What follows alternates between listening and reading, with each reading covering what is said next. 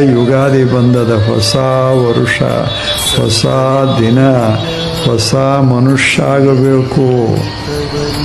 ನಾವು ನಿನ್ನೆಯವರಲ್ಲ, ಇಂದಿನವರು.